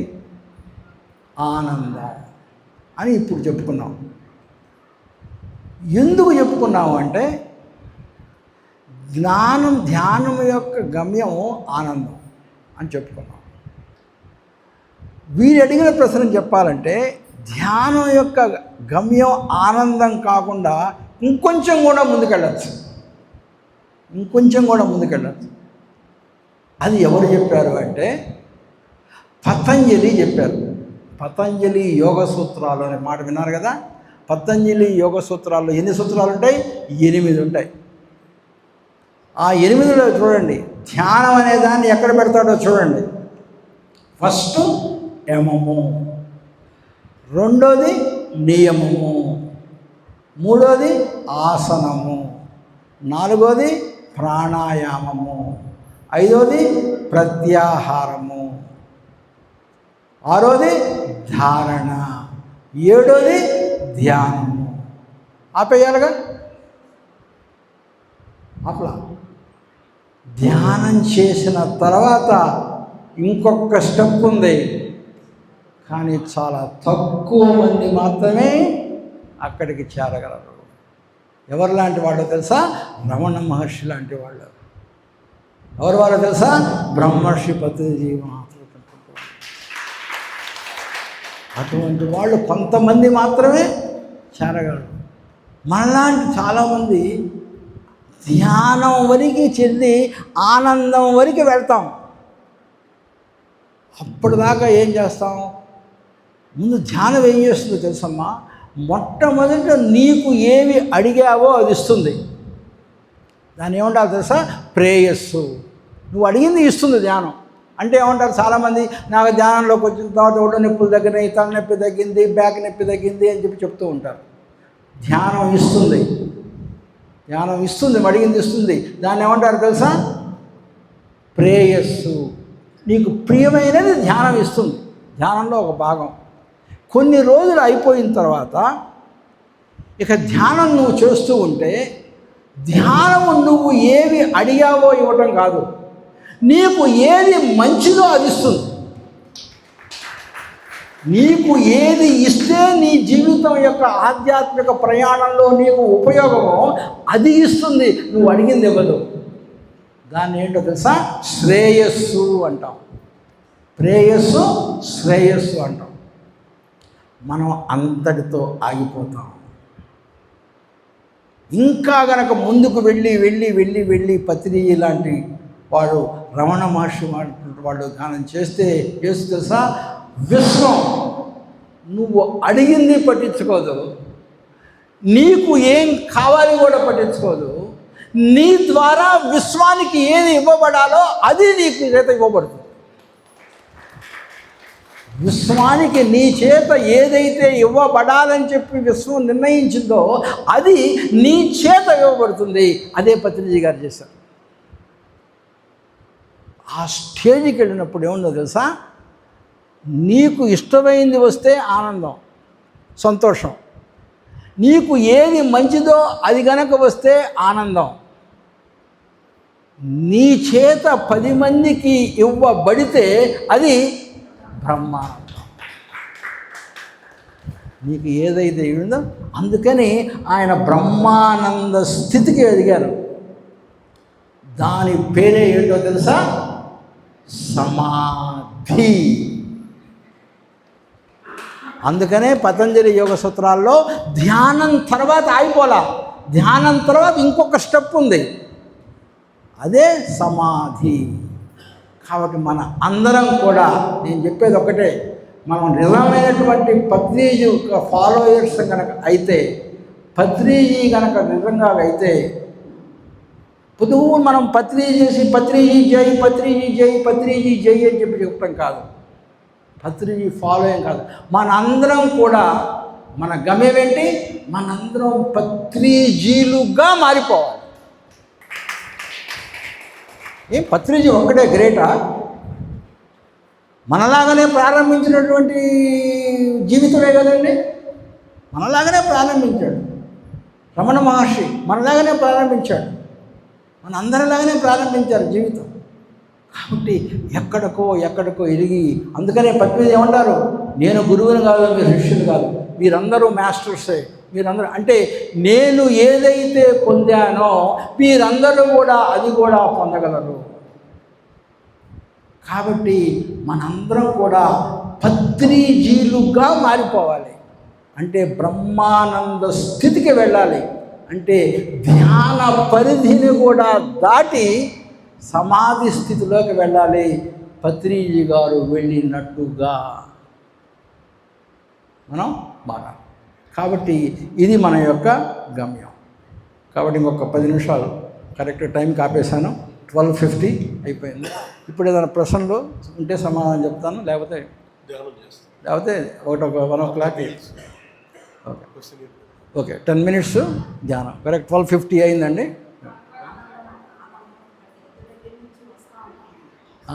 అది మనం మధ్యాహ్నం మాట్లాడుకుందామమ్మా, టైము అయిపోయింది.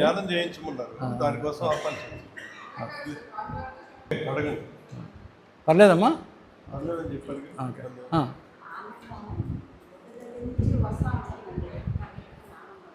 ఆనందం వస్తూ ఉంటుందా? ఎవరికి? మీకా? ఇప్పుడు ధ్యానం చేస్తున్నప్పుడా?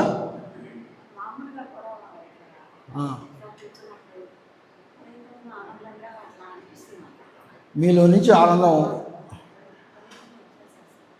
ఒకటమ్మా. ధ్యానంలో 2 రకాలైనటువంటి అనుభవాలు మనుషులకు వస్తాయి. 2 రకాల అనుభవాలు. ఒకటి ధ్యానానుభవం, రెండోది దేహానుభవం. దేహానికి సంబంధించినటువంటి అనుభవాలు, ధ్యానానికి సంబంధించినటువంటి అనుభవాలు. ధ్యానం అంటే ఏమవుతుందంటే, నువ్వు ఆధ్యాత్మికంగా ఎదుగుతున్నప్పుడు నీకు కొన్ని అనుభవాలు కలుగుతాయి. దేహానుభవం అంటే నువ్వు ధ్యానంలో కూర్చున్నప్పుడు నీ దేహం సహకరించకుండా ఉన్నప్పుడు నీకు కొన్ని అనుభవాలు వస్తాయి. కొంతమంది ఏమంటారు, నాకు కూర్చుంటే ఇక్కడ నొప్పి వస్తుందండి, తిమ్మిర్లు పడుతున్నాయి అంటారు. అది ధ్యానానుభవం కాదు, దేహానుభవం. ఎందుకంటే నీ ఇక్కడి నుంచి కొన్ని నర్వ్స్ అన్నీ పాస్ అవుతాయి. నువ్వు ఇక్కడ కూర్చుంటావు కాబట్టి ఇక్కడ ఒత్తిడి తగులుతుంది కాబట్టి నీ నరాలు తిమ్మిరి పడతాయి కాబట్టి వస్తుంది. అది ధ్యానానుభవం కాదు, దేహానుభవం. అదే కొంతమందికి ధ్యానానుభవాలు వస్తాయి. నువ్వు ఆధ్యాత్మికంగా ఎదుగుతున్నప్పుడు ఒక్కొక్కళ్ళకి ఒక్కొక్క రకమైనటువంటి అనుభవాలు వస్తూ ఉంటాయి. కాబట్టి పత్రిజీ గారు ఏం చెప్తారంటే, నీకు ఆధ్యాత్మికంగా ఎదుగుతున్నప్పుడు, ధ్యానంలో ఉన్నప్పుడు నీకు కలిగినటువంటి అనుభవాలకి అర్థాలు వెతకటానికి ప్రయత్నించవద్దు. ఇది పత్రిజీ గారు చెప్తారు. అసలు నీ అనుభవాలు ఇంకొకరికి చెప్పొద్దు. కాకపోతే ఒక పని చేయండి, నేను క్లాస్ టైం ఉంటే చెప్తాను తర్వాత ధ్యానాలు ఎలా చేయాలి ఏమిటి. కానీ నేను చెప్పేది అంటే, ప్రతిరోజు ధ్యానం చేసేటప్పుడు ఒక చిన్న డైరీ లాంటిది పక్కన పెట్టుకొని, నీ ధ్యానం అయిపోగానే ఈరోజు నీ ధ్యానానుభవం ఏంటి, నీ ధ్యానం గురించి కనీసం ఒక్క లైన్ ఆ డైరీలో రాయాలి. ఈరోజు నేను బాగా ధ్యానం చేశాను, ఈరోజు నాకు ధ్యానం కుదరలేదు, లేకపోతే ఈరోజు నాకు ఆలోచనలు వస్తున్నాయి, నేను ధ్యానం కోసం ఎంతో ప్రయత్నించాను కానీ కుదరలేదు, నాకు ఈ అనుభవం వచ్చింది. ఈ రకంగా కనుక నువ్వు రాసుకుంటూ కనుక పోతే ఒక 3 నెలలు సంవత్సరం అయిపోయిన తర్వాత నువ్వు రాసినటువంటి డైరీని కనుక నువ్వు మళ్ళీ మొదటి పేజీ నుంచి కనుక చదువుకున్నావు అనుకో, ఓ మై గాడ్, నేను ధ్యానంలో ఇంత అభివృద్ధిని సాధించానా అని చెప్పి నీకు నువ్వే ఆశ్చర్యపోతావు. అలా రాసినప్పుడు నీకు వచ్చినటువంటి అనుభవాల యొక్క ఎక్స్ప్లెనేషన్, దాని యొక్క వివరణ, దాని యొక్క సమాధానం నీ ధ్యానంలోనే నీకు తెలియబడతాయి. అవి కూడా నువ్వు రాసావనుకో. కాబట్టి ఫస్ట్ పర్సనలో ఉండే కొద్దీ నీకే సమాధానాలు దొరుకుతాయి. అది ఒకళ్ళు వ్యక్తీకరించి, ఎందుకంటే నేను చెప్పాను అనుకో అది కరెక్ట్ కాదు. ఎందుకంటే విశ్వం అది అనుభవం నీకు ఎందుకు కలిగించిందో దానికి ఒక ప్రత్యేకమైనటువంటి కారణం ఉంది. అది విశ్వానికే తెలుసు, నాకు తెలియదు. అది తెలవాలి అంటే మీరు అది రాయండి, కొన్ని రోజులు అది రాస్తుండి, కొన్ని తర్వాత మీ చేత దానికి సంబంధించిన సమాధానం కూడా రాయబడుతుంది. ఎందుకంటే ధ్యానంలో అనుభవం కూడా మీకు వస్తుంది. కాబట్టి ధ్యానానుభవాలు 2 రకాలు, దేహానుభవాలు, ధ్యానానుభవాలు. దేహానుభవాలు ఇంకొకటి చెప్పచ్చు. ఇప్పుడు నాకు చెప్పాను, నేను డాక్టర్ని, అమ్మ నువ్వేం చెప్తావు, అట్లా కూర్చోవద్దు తల్లి, కాబట్టి ఒక దిండు వేసుకొని కూర్చో, లేకపోతే కింద కూర్చుని నీకు సయాటిక ఉందేమో ఒక కుర్చీలో కూర్చో అని చెప్పి నేను సలహా చెప్పి దేహాను అనుభవాలకి నేను పరిష్కారం చూపవచ్చు. కానీ ధ్యాన అనుభవాలకి ఒకళ్ళ దగ్గరికి లక్ష్మి అంటే మీరు 10 మందిని అడిగారు అనుకోండి, 10 మంది 10 రకాల సమాధానం చెప్తారు. కాబట్టి ఎవరు చెప్పిన సమాధానం కరెక్టు? విశ్వం చెప్పినటువంటి సమాధానమే కరెక్టు. విశ్వం ఎప్పుడు చెప్తుంది? మీకే చెప్తుంది. ఎప్పుడు చెప్తుంది? మీ ధ్యానంలో ఏదో ఒక రోజున మీకే చెప్తుంది. అందుకనే మీరు ఆ డైరీ రాస్తే ఏదో 3 నెలల క్రితం క్వశ్చన్ ఉంటుంది, ఒక 3 నెలల తర్వాత తెలుస్తుంది. కాబట్టి క్వశ్చన్ ఉంటుంది, 3 నెలల తర్వాత సమాధానం ఏమ్మా. ఇంకేమన్నా అడుగుతారా? అన్నా సమాధి స్థితిని గురించి వివరిస్తున్నారమ్మా. అద్భుతం. అది కొంచెం కన్ఫ్యూషను, అయితే చెప్పడానికి ప్రయత్నిస్తాను. మీకు అర్థం కాకపోతే వదిలేసేయండి, ఎందుకంటే అది కొంచెం ఏంటి మీరు చెప్పేది కొంచెం ఇదిగా ఉంటుంది అని చెప్పి అంటారు, కానీ చెప్పడానికి ప్రయత్నిస్తాను. చచ్చిపోతే ఎలా ఉంటుందండి?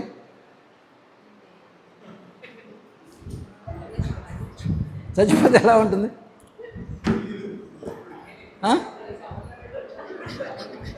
మేమెవరం చచ్చిపోలేదు కదా సార్, బతుకున్నాం కదా అంటారు. కానీ చచ్చిపోతే ఎలా ఉంటుందో తెలియదు. మన వాళ్ళలో సూక్ష్మ శరీర ఎవరైనా చేశారా కదా, బయటికి పోయినాక ఎట్లా ఉంటుంది, హాయిగా గాలి అంతే. ఓకే, కాబట్టి మనకు చాలామందికి తెలియదు. సూక్ష్మహారం అని ఎవరో ఒకరు చేస్తారు, చాలామందికి తెలియదు. కాబట్టి చనిపోతే ఎలా ఉంటుందో మనకు తెలియదు. ఓకే, అది తీసేయండి. ఇది చెప్పండి, నిద్రపోతే ఎలా ఉంటుంది? నిద్రపోతే హాయిగా ఉంటుంది అని చెప్పి నువ్వు ఎప్పుడు చెప్తావు? నిద్ర లేచిన తర్వాత చెప్తావు. నేను రాత్రి హాయిగా నిద్రపోయాను అని చెప్పి నిద్ర లేచిన తర్వాత చెప్తావు. కానీ నిద్రలో ఉన్నప్పుడు నువ్వు ఎలా ఫీల్ అవుతావు అని నాకు వస్తున్నా. అంటే నిద్రలో, మరణంలో నువ్వు లేవు, ఇంకొకటి కూడా లేదు. ఏంటో తెలుసా? ఎరుక కూడా లేవు. నువ్వు లేవు, ఎరుక లేదు, అది మరణం. అంతవరకు అర్థమైందా? ఇది కొంచెం డిఫికల్ట్ కాదు, చెప్పడానికి ట్రై చేస్తాను, ఎందుకంటే మీరు కొంచెం ఎవాల్వ్డ్ గ్రూప్ కాబట్టి. పాపం ఆ ఫార్మర్స్కి చెప్తే పాపం వాళ్ళకి ఏం అర్థం కాలేదు. పాపం వాళ్ళు మొహాలు ఏందో పెడుతున్నారు. బాబు అర్థం కాకపోతే వదిలేసేయండి అయ్యా, తర్వాత మాట్లాడుతున్నారు. కాబట్టి మీలో కొంచెం అందరు నవ్వుతున్నారు కాబట్టి మీకు అర్థం అవుతుందని చెప్పి అనుకోండి. కాబట్టి మరణంలో నువ్వు లేవు, ఎరుక కూడా లేదు. నిద్రలో నువ్వు ఉన్నావు కానీ ఏమి లేదు, ఎరుక లేదు. నిద్రలో నువ్వు ఉన్నావు కానీ ఎరుక లేదు. జాగ్రత్త అర్థం చేసుకోండి. మరణంలో నువ్వు లేవు, ఎరుక లేదు. నిద్రలో నువ్వు ఉన్నావు, ఎరుక లేదు.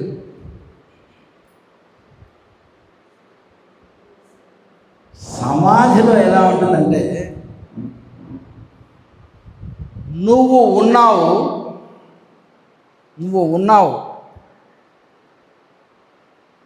కానీ, జాగ్రత్తగా వినండి, నువ్వు ఉన్నావు కానీ నువ్వు ఉన్నావు అని నీవు తెలియకుండా ఉంటావు. అది అర్థం చేసుకోవడం కష్టం. నువ్వు ఉన్నావు, ఎరుక కూడా నీకుంటుంది, కానీ నువ్వు ఉన్నావని నువ్వు తెలియకుండా నువ్వు ఉంటావు. అది ధ్యానం, సమాధి.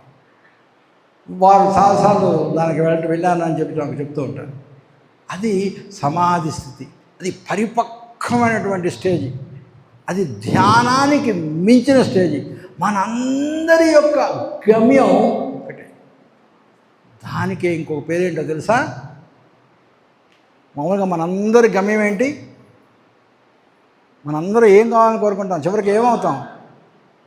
అంత అయిపోయిన తర్వాత మోక్షం కావాలని కోరుకుంటాం. మోక్షం ఎప్పుడు వస్తుందండి? చనిపోయిన తర్వాత వస్తుంది. మళ్ళీ చనిపోతాం, మళ్ళీ జన్మెత్తాం, మోక్షం వచ్చింది అంటాం. మోక్షానికి మరి ఒక పేరేంటో తెలుసా? ముక్తి. ముక్తి. అయితే నువ్వు ధ్యానం వల్ల గొప్పతనం ఏంటో తెలుసా? ధ్యానం దాటిన తర్వాత సమాధి స్థితికి వెళ్తావు. సమాధి స్థితిలో ఉన్నావు అంటే నీకు ముక్తి లభించింది అని అర్థం. అయితే ఈ ముక్తి చనిపోయిన తర్వాత వచ్చేటటువంటి ముక్తి, మోక్షం కాదు. ఈ ముక్తికి ఉన్నటువంటి పేరేంటో తెలుసా? జీవన్ముక్తి. అంటే నువ్వు జీవించి ఉండంగానే నువ్వు ముక్తిని పొందుతున్నావు. దాన్ని జీవన్ముక్తి. అలా పొందేటటువంటి అవకాశం మనకి ఇచ్చేది ఒక్కటి ఏమిటది? ధ్యానం. అయితే నువ్వు ధ్యానంతో ఆగకుండా ధ్యానం కంటే కొంచెం పరిధులు దాటి పైకి వెళ్ళాలి. ఇప్పుడు ధ్యానంలో ఏం చేస్తున్నామో మనం? మూలాధార చక్రంలో నుంచి ప్రారంభమవుతుంది. మన యొక్క కుండలని ఉత్తేజనం అవుతుంది. పంచభూతాలను దాటి పైకి వెళ్తుంది. ఏంటో తెలుసా? పంచభూతాలు ఫస్ట్ ఎక్కడ స్టార్ట్ అవుతుంది? ఇక్కడ స్టార్ట్ అవుతుంది. ఇక్కడ ఏముంటుంది? మూలాధారం. మూలాధారం దేనికి సంకేతం? భూమికి సంబంధం. ఎక్కడ భూమి ఎక్కడుందండి? భూమి అని చెప్పి పొద్దుగుని అంటామే. ఇక్కడ భూమి ఎక్కడుంది? అక్కడ ఏముంటుంది? మన మలం ఉంటుంది. మలం ఎట్లా ఉంటుంది? గట్టిగా ఉంటుంది. భూమి ఎట్లుంటుంది? గట్టిగా ఉంటుంది. కాబట్టి అది భూమికి సంబంధించింది. నువ్వు ధ్యానం చేస్తూ ఉంటే ఎక్కడికి వస్తుంది? కుండలని పైకి వస్తుంది. ఎక్కడికి వస్తుంది తెలుసా? రెండవ యొక్క పంచభూతం ఏంటి? భూమి తర్వాత నీరు. స్వాదిష్టాన చక్రం ఇక్కడికి వస్తుంది. ఇక్కడ నీరు ఎక్కడున్నాయండి? నీ యొక్క యూరినరీ బ్లాడర్. ఈ యొక్క దేహంలో ఒకే ఒక్క చోట ఎక్కువ నీరు ఉండేటటువంటి ప్రదేశం ఏంటో తెలుసా? నీ యూరినరీ బ్లాడర్. అది స్వాదిష్టాన చక్రం. అంటే పంచభూతాలను దాటి పైకి వస్తుంది నీ యొక్క ఇది. కాబట్టి ఇంకా ధ్యానం చేస్తూ ఉంటే ఎక్కడికి వస్తుంది? మణిపూరక చక్రంలో వస్తుంది. మణిపూరక చక్రం దేనికి సంకేతం? అగ్నికి సంకేతం. ఇక్కడ అగ్ని ఎక్కడుంది? జఠరాగ్ని. ఇది పొట్టలో యాసిడ్ని ఏమంటారు? జఠరాగ్ని పైకి వస్తుంది. ఇంకా ధ్యానం చేస్తే ఎక్కడికి వస్తుంది? అనాహత చక్రంకి వస్తుంది. అనాహత చక్రం దేనికి సంకేతం? గాలికి సంకేతం. ఇక్కడ గాలి ఎక్కడుంది?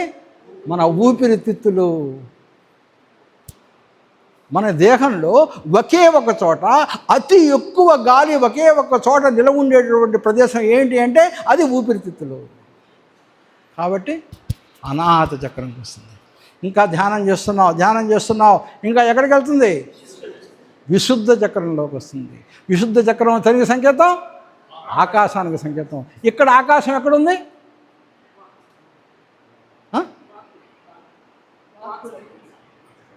మనకి స్వర పేటిక, వోకల్ కార్డ్స్ అని చెప్పి అంటాం. ఆ రెండిటి మధ్యలో ఒక ఎంటీ ప్లేస్ ఉంటుంది. ఆ ఎంటీ ప్లేస్లోకి గాలి పైకి కిందకి కదులుతూ ఉంటే నీకు మాట బయటకు వస్తుంది. కాబట్టి విశుద్ధ చక్రం దేనికి సంకేతం? ఆకాశానికి సంకేతం. ఇంతవరకు పంచభూతాలలో 5టిని దాటావు. ఇప్పుడు గనక ఇంకా ధ్యానం చేస్తూ ఉన్నావంటే ఎక్కడికి వెళ్ళిపోద్ది? ఆజ్ఞాచక్రానికి వెళ్ళిపోయింది. పంచభూతాలు దాటిపోయినాయి, ఆజ్ఞాచక్రానికి వెళ్ళావు. ఆజ్ఞాచక్రంలో ఏముంటుంది? జ్ఞానం. 3వ కన్ను తెలిసిపోతుంది. కాబట్టి ఆనందానుభూతిని పొందుతావు. కాబట్టి ఇక్కడికి వెళితే అప్పుడు అందుకనే చాలామంది మీరు గమనించండి, నాకు మాత్రం నేను ఎప్పుడు అనుభవిస్తూ ఉంటాను. ధ్యానం చేస్తూ ఉంటే ఎవరో ఇక్కడ నిన్ను తాకుతున్నట్టుగా ఒక స్పర్శ ఫీలింగ్ నీకు కలుగుతుంది. చాలామంది ఇది వెరీ కామన్ ఎక్స్పీరియన్స్. చాలామంది కూర్చుని ఇక్కడ మీరందరూ బొట్టు పెట్టుకుంటారు చూడండి, ఆ బొట్టు పెట్టుకునేటటువంటి ప్రదేశంలో ఏదో ఒక తాకిడి మీకు కనిపిస్తుంది. అంటే మీ యొక్క కుండలిని పైకి వస్తుంది అని అర్థం. ఇంతవరకు గనక రాణిస్తే నీకు ఆనందానుభూతిని కలుగుతుంది. అక్కడ నుంచి కనుక నువ్వు ధ్యానం చేస్తూ చేస్తూ చేస్తూ ఉంటే సమాధిలోకి నేను వెళ్ళాలి అనే కోరిక నీకు అవసరం లే. ఇంతవరకు కనుక నువ్వు తీసుకొస్తే ఇక్కడి నుంచి ఆ పని ఎవరు చేస్తారో తెలుసా? విశ్వం చేస్తుంది. అక్కడ దాకా నువ్వు వస్తే చాలు, అదే నీ చేయాల్సిన ప్రయత్నం. అక్కడి నుంచి ఇక విశ్వం చేస్తుంది ఆ పని. కాబట్టి నువ్వు కనుక ధ్యానం చేస్తూ చేస్తూ ఉంటే నువ్వు సమాధిలోకి వెళ్ళావు అని చెప్పి నీకు తెలియకుండానే వెళతావు. అంటే దాని అర్థం ఏంటో తెలుసా? సహస్రారం వైపు నీ ప్రయాణం సాగుతుంది. సహస్రారం అంటే ఏమిటి? 1000 పెటల్స్తో ఉండేటటువంటి కమలంతో సమానం. అంటే మలంతో తయారైనటువంటి ప్రారంభమైనటువంటి నీ ప్రయాణం ఎక్కడ ఎండ్ అవుతుంది? కమలంతో ఎండ్ అవుతుంది. మలంతో సారైనటువంటి నీ ప్రయాణం కమలంతో ఎంటర్ అవుతుంది. మట్టిలో ఉన్నటువంటి మాణిక్యం నీ యొక్క ఆత్మ. కానీ చాలామంది ఆ మట్టిలోనే అలానే వదిలేసేసి వెళ్ళిపోతారు. కానీ మీలాంటి కొంతమంది ఆ మట్టిలో ఉన్నటువంటి మాణిక్యాన్ని ముందు దేనితో శుద్ధి చేస్తారు? నీటితో శుద్ధి చేస్తారు. తర్వాత దేనితో శుద్ధి చేస్తారు? అగ్నితో శుద్ధి చేస్తారు. ఇంకా దేనితో శుద్ధి చేస్తారు? గాలితో శుద్ధి చేస్తారు. అలా పైకి తీసుకొచ్చి గాలితో శుద్ధి చేసి అలా గాలి లేని చోట ఎండబెడతారు. ఇంకా శుద్ధి జరిగి విశుద్ధ చక్రంలో కంప్లీట్గా శుద్ధి అయిపోయిన తర్వాత, ఈ పంచయోగంలో శుద్ధి అయిపోయిన తర్వాత విశుద్ధ చక్రం కంప్లీట్ పరిశుద్ధం అయిపోయిన తర్వాత అప్పుడు ఆత్మ జ్ఞానం నీకు కలుగుతుంది. ఈ ఆత్మ జ్ఞానం కూడా ఎవరు కలిగిస్తారో తెలుసా? విశ్వం చేత కలిగిస్తుంది. అంటే ఏం చేస్తుందో తెలుసా? నువ్వు ఇంతవరకు వస్తే విశ్వము నీకు తెలియకుండానే నువ్వు ఏ గ్రంథాలు చదివితే నీకు ఆత్మజ్ఞానం వస్తుందో అటువంటి గ్రంథాలను మీ దగ్గరకు వచ్చేటట్టుగా విశ్వం చేస్తుంది. అది నువ్వు చేసేది కాదు, విశ్వం చేస్తుంది. దానికి మన పత్రిక గారు ఏం పేరు పెట్టారు? స్వాధ్యాయము అని చెప్పి పేరు పెట్టారు. ఇందాక వచ్చాను, అక్కడ కూర్చోగానే ఒక పుస్తకం పడేస్తుంది. ఆ పుస్తకం తీసేసి ఇటు ఓపెన్ చేశాను. ఒక పేజీ కనిపించింది. ఆ పేజీ కనిపిస్తే ఆ పేజీ పైనుంచి కింద దాకా చదివాను. నాకు ఇప్పుడు దాకా తెలియనటువంటి ఒక కొత్త విషయం దీంట్లో ఉన్నదిరా అని అనిపించింది. నేను ప్రతిరోజు ఒక బుక్ ఏదో రాస్తాను. ఆ రాయటానికి రేపు దీని గురించి నేను రాయాలి కాబోలు అని చెప్పి నాకు విశ్వం నాకు చెప్తున్నట్టుగా చేశాను. ఆ రకంగా మీకు తెలియకుండానే మీకు ఏ గ్రంథాలు కనుక చదివితే మీ యొక్క జ్ఞానం పెరుగుతుందో అటువంటి గ్రంథాలను విశ్వం మీ దగ్గరకు తీసుకొస్తుంది. ఆ తర్వాత ఇంతవరకు నువ్వు వెళ్ళిన తర్వాత జరిగే పనులు, మీకు ఎవరితో అయితే పరిచయాలు ఏర్పడితే మీ యొక్క ఆత్మజ్ఞానం ఇంకా పైకి వస్తుందో అటువంటి వ్యక్తులు మీకు పరిచయం చేయబడుతుంది విశ్వం. కాబట్టి మీరెక్కడండి? నేనెక్కడ? ఎక్కడ అమెరికా, ఎక్కడ డాలర్స్, ఎక్కడ ఊరు, ఎక్కడ వచ్చి ఎందుకు? ఇది నా గొప్పతనం కాదు, మీ గొప్పతనం కాదు. విశ్వం అలా మనల్ని ఇద్దరిని కలిపింది. కాబట్టి దీన్ని ఏమంటారు? సజ్జన సాంగత్యం అని చెప్తారు. కాబట్టి ఇవన్నీ ఏం చేస్తుంది?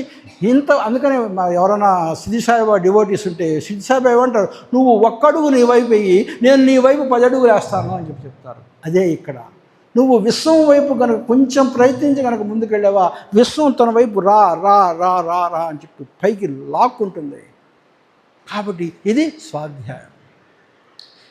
ఇంకా కొంతమంది అడుగుతున్నారు నన్ను, సార్ మేము మెడిటేషన్ చేస్తున్నాము కానీ మేము వెజిటేరియన్ కాలేకపోతున్నాం సార్, మిమ్మల్ని ఏం చేయమంటారు అని చెప్పి నన్ను కొంతమంది అడుగుతున్నారు. దానికి నేను ఒక ఉదాహరణ చెప్పాను. ఫస్ట్ డే కొర్నెపాడు అనేటువంటి గ్రామంలో ఫస్ట్ క్లాసు తీసుకున్నాం. దాంట్లో చిలకలూరిపేటలో ఉన్నటువంటి స్వామి గారు అనేటువంటి ఒక వ్యక్తి ఆయన పిరమిడ్ కట్టాడు. పత్రిజీ గారు వచ్చి ఆ పిరమిడ్ని ఓపెన్ చేశారు. చేసిన తర్వాత ఆయన రెగ్యులర్గా ధ్యానం చేస్తాడు. కానీ ఒకే ఒక వీక్నెస్ ఏంటి? Non vegetarian. వెరీ సిన్సియర్, కానీ నాన్ వెజిటేరియన్. ఏంటంటే అతను ఒక వీక్నెస్, చేయలేను అంటే. వాళ్ళ అమ్మాయి అనంతలక్ష్మి అని గుంటూరులో ఉంటుంది. నానా రేపమ్మ రేపమ్మ రేపమ్మ రేపమ్మ అని చెప్పి పోస్ట్పోన్ చేస్తూ ఉన్నాడు. కానీ ధ్యానం మాత్రం రెగ్యులర్గా చేస్తాడు. ఆ రోజు నా క్లాస్కి వచ్చాడు. వచ్చి నా పక్కన కూర్చున్నాడు. నేను రోజంతా క్లాస్ తీసుకున్నా. ఇంటికి వెళ్ళి వాళ్ళ అమ్మాయికి చెప్పాడట, అమ్మాయి ఈరోజు మాస్టర్ సార్ క్లాస్ ఉన్నాను, ఆయన శాకాహారాన్ని గురించి చెప్పారు. ఈ రోజు నుంచి నేను మాంసం పెట్టను, ఇంక్లూడింగ్ కోడిగుడ్డు అని చెప్పాడు. వాళ్ళ అమ్మాయి నాకు ఫోన్ చేసి చెప్పింది, సార్ చాలా థ్యాంక్స్ అండి, మా నాన్నకి చెప్పి ఇన్ని రోజులు చెప్పినా కూడా అదొక్కటి అడక్కు అంటూ ఉంటాడు అదే సినిమాలో లాగా. ఈరోజు ఏం జరిగిందో ఏందో ఇంటికొచ్చి తనంతట తనే మానేశాడండి, చాలా థ్యాంక్స్. నా గొప్పతనం కాదు, విశ్వము నా చేత చెప్పబడింది, ఆ ధ్యాన ప్రభావమే అతని చేత అది మాన్పించబడింది. అందుకని నేను చాలామంది చెప్తున్నాను, మాంసం తింటున్నారా, వెజిటేరియన్ ఆపలేకపోతున్నారా, పర్లేదు, చెయ్యండి ధ్యానం కంటిన్యూ చేయండి. కొన్ని రోజులైన తర్వాత విశ్వమే మీకు చేత శాకాహారులుగా మారేటట్టుగా విశ్వమే మీకు చేస్తుంది. ఏమ్మా, అంతటితోటి ఐ థింక్ మీకు క్వశ్చన్ సమాధానం చెప్పాం కదమ్మా, కాబట్టి అంతటి తాపడతాం. Thank you.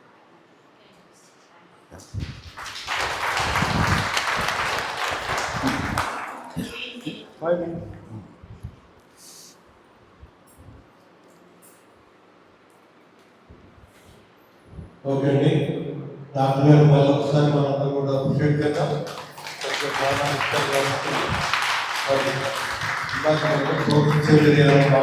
సమాధి కాదు, మరణం ఎట్లుంటుంది అంటే బయటికి పోయినప్పుడు గాలిలో తిరిగినట్టు ఫీల్ అవుతాం, బయటికి లోపల తిరిగినట్టు. మరణం అంటే అదే మా దృష్టిలో, అంతే. సమాధి వేరు, అది వేరు. ఇదే మా వాళ్ళు చాలా మంది ఎక్స్పీరియన్స్ ఉంటుంది ఇంట్లో. ఓకే అండి, మీరు ముందు కూర్చోవడం అనేది మనకు అలవాటు లేదు, ఒకసారి చూడండి. కూర్చోవడం అనేది డాక్టర్ గారు బెడ్ రావద్దు, నిలువుగా కూర్చోండి ఇలా చెప్తా ఉంటారు కదా, అలా చెప్పడం అనేది మన అందరికి కుదరదు. మామూలుగా కుర్చీలో ఈ సీట్ వెనక కానిచ్చి చూడండి, మీరు ఇట్లా వాళ్ళలేరు. చైర్లో ఈ సీటు కార్నర్ కానించండి, ఒకసారి వెనక్కి మీరు వెనక్కి వెళ్ళడం జరిగింది, వెళ్తారా?